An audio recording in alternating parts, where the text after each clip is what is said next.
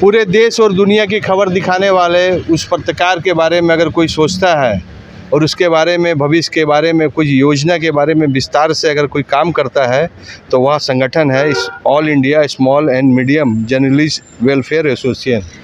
और इसके राष्ट्रीय भाटिया जी हमारे साथ हैं और वह बताएंगे कि आज महामहिम राज्यपाल रघुवर दास जी के पास किस मुद्दे को लेकर आए थे और उन्होंने क्या आश्वासन दिया। आज हमने उड़ीसा के महामहिम राज्यपाल रघुवर दास जी को उड़ीसा में पत्रकार सुरक्षा कानून, उड़ीसा के पत्रकारों को 25 लाख रुपए का सपरिवार बीमा, उड़ीसा के पत्रकारों को जो केंद्र सरकार से मिलने वाली एक्रीडेशन की सुविधा है उससे जोड़ा जाए।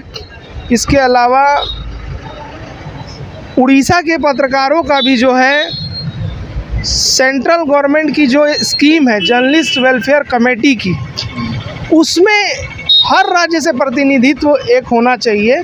हमारे उड़ीसा से भी प्रतिनिधि होने चाहिए। जितने राज्य हैं जर्नलिस्ट वेलफेयर कमेटी में सभी राज्यों से कम 2-4 पत्रकारों को उस कमेटी में शामिल किया जाना चाहिए। जब देश में पत्रकारों पे कोई आफत विपत आती है, बीमारी को लेके, इलाज को लेके, तो उसको लेकर के जो है जर्नलिस्ट वेलफेयर जो कमेटी है नई दिल्ली की, ये लोग जो है उनको 5 लाख तक का सहायता देते हैं। हालांकि सहायता राशि को बढ़ाने के लिए मैं केंद्र सरकार से मांग कर रहा हूँ, लेकिन आज जो मैं यहाँ पे आया हूँ, मैं एसोसिएशन का राष्ट्रीय महासचिव होने के नाते मैंने उड़ीसा के पत्रकारों की मांग रखी है कि उड़ीसा के पत्रकारों को सुविधा मिलनी चाहिए।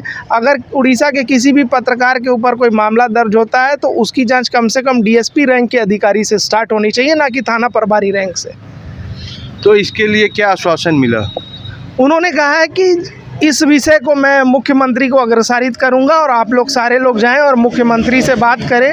मुख्यमंत्री से सारे डेलीगेट्स आप लोग जा कर के मिलें। जो भी इसमें सहयोग सरकार की ओर से बन पड़ेगा वो आप लोगों को मिलेगा। क्या कारण है कि हमें, क्या पत्रकार को हर मुख्यमंत्री से जाके अपनी बात रखना पड़ेगा? क्या भारत सरकार इसमें संसद में बिल लाकर के पत्रकार के लिए कुछ सुरक्षा के लिए कुछ कानून नहीं बना सकती है?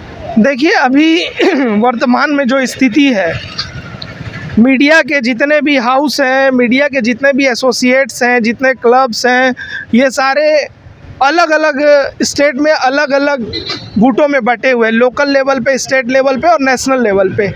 जब तक ये हमारा जो एसोसिएशन का लेवल है, ये नेशनली जब तक जंतर मंतर में जाके हम लोग धरना नहीं देंगे, एक दिन का भारत में आपने कभी देखा कि पेन डाउन हुआ हो? कभी पत्रकारों ने बोला कि हम अपनी कलम को आज छोड़ दे रहे हैं, हम आज रिपोर्टिंग नहीं करेंगे? आप देखिए, देश में वकीलों की हड़ताल होती है, डॉक्टर की हड़ताल होती है, सरकारी कर्मचारियों की हड़ताल हो जाती है, लेकिन पत्रकार कभी हड़ताल पे गया नहीं। तो 1947 के बाद से लेकर के अब तक, जब से देश आज़ाद हुआ है, सेंट्रल गवर्नमेंट ने किसी की भी, चाहे सरकार आई हो, चाहे कांग्रेस की सरकार आई हो, चाहे भाजपा की सरकार आई हो, आप लोग देख लीजिए कि पत्रकारों को जो मिलना चाहिए वो नहीं मिला। और सबसे बड़ी जो बात है कि पत्रकार सुरक्षा कानून, जो आए दिन पत्रकारों की हत्या हो रही है या पत्रकार पर फर्जी मामला दर्ज हो रहा है, या फिर मान लीजिए कि पत्रकार के साथ कोई अनहोनी हो जा रही है उसके परिवार के साथ, तो उसको क्या मिल रहा है? आप ओवरऑल देखेंगे कि पत्रकार को कुछ मिल नहीं रहा है। तो हम लोग ये अलग अलग सेक्टर से सभी स्टेट में ये मांग उठ रही कि पत्रकार सुरक्षा कानून लागू होना चाहिए। उसी मांग को लेकर के हम लोग उड़ीसा के विषय को लेकर के आज यहाँ पे आए हैं। मैं अन्य राज्यों में भी जाऊँगा इसी तरह, जिस तरह से झारखंड में हम लोगों ने लगातार 10 साल इसको मुहिम को चलाया और पिछले मैं 1 साल से राष्ट्रीय महासचिव के पद पे हूँ।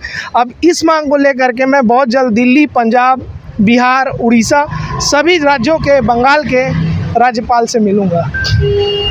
सिर्फ भाटिया जी को आगे रख कर या भाटिया जी को देखकर सभी पत्रकार को जुड़ना पड़ेगा, चाहे वह किसी भी बैनर में काम कर रहे हैं, किसी भी हाउस में काम कर रहे हैं, सोशल मीडिया में, प्रिंट मीडिया में या इलेक्ट्रॉनिक मीडिया में। क्योंकि ये बहुत विडम्बना है कि सभी हड़ताल करते हैं और सरकार को मजबूर कर देते हैं अपनी मांग मनाने के लिए, लेकिन पत्रकार समूह आज भी अपनी मांग मनवाता नहीं है, तलवे चाटता है। अपनी मांग को मनाने के लिए आपको सरकार के साथ लड़ना पड़ेगा, अपनी मांग मनवाना पड़ेगा। सरकार आसानी से कुछ नहीं देने वाली है। ये तो शुरुआत हुआ है, आगे और लड़ाई और बहुत है। और इस लड़ाई में हमें लगता है कि भाटिया जी के साथ हम जैसे पत्रकार तो ज़रूर जुड़े रहेंगे। और झारखंड क्या पूरे भारतवर्ष में पत्रकार सुरक्षा, पत्रकार का भविष्य के बारे में ज़रूर सोचना अति आवश्यक है, नहीं तो पत्रकार इतिहास के पन्नों में लिखा जाएगा। एडी लाइव के वीडियो को लाइक कीजिए, चैनल को सब्सक्राइब कीजिए। एडी लाइव के पूरी टीम की ओर से सभी को धन्यवाद। जोहार।